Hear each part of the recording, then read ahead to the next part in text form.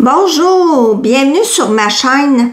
Ginette, une fidèle abonnée, m'a suggéré de faire un tirage sur la vice-première ministre de notre pays afin de tenter de savoir son objectif premier et si notre dirigeant subit son influence.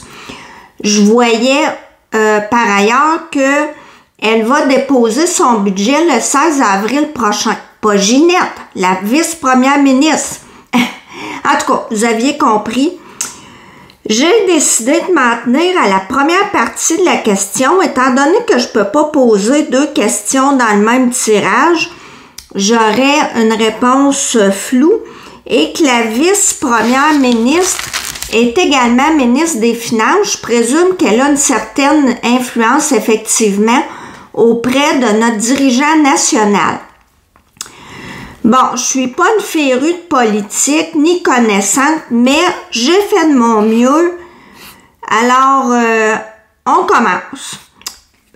Alors, si on regarde les cartes dans l'ensemble, on a seulement 6 cartes sur 16 d'inversées. C'est vraiment très positif.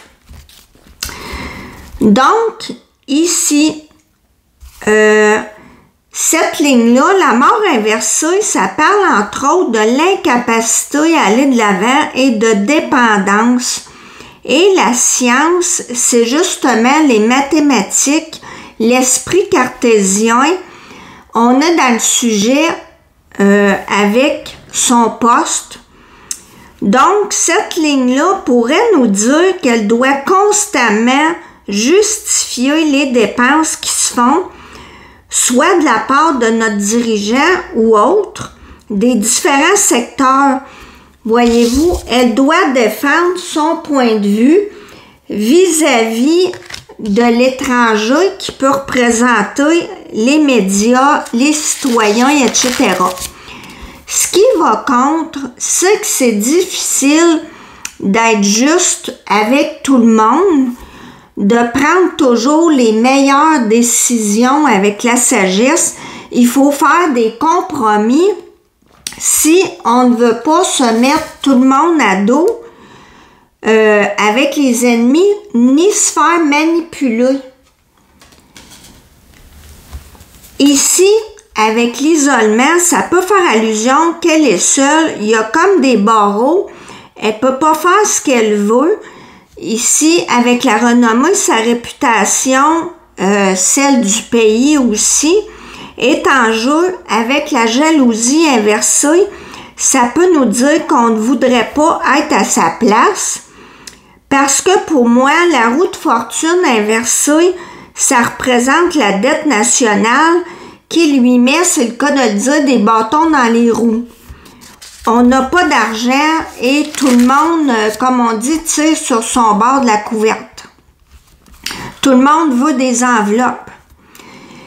Ici, cette ligne-là, ça peut signifier plusieurs choses. Soit qu'elle souhaite un changement aux prochaines élections, parce que là, je vous rappelle, la question que j'ai demandé aux cartes, c'est quel est l'objectif premier de la vice-première ministre. C'est quoi ses intentions? Alors ça, ici, campagne santé, ça peut parler de la campagne électorale parce qu'il ne faut pas toujours se fier aux significations. Ça dépend du contexte, ça dépend de notre ressenti. Donc, cette ligne-là peut nous dire soit qu'elle souhaite que celui qui est en poste présentement débarque aux prochaines élections avec le changement et campagne santé, parce que ici, avec la mort inversée, on va nulle part, là. On n'est pas capable d'aller de l'avant parce que lui, il fait n'importe quoi puis il dit n'importe quoi. Ça peut vouloir dire aussi qu'elle songe à quitter aux prochaines élections parce que cette carte-là aussi, campagne santé, ça peut parler de prendre du recul, de réfléchir.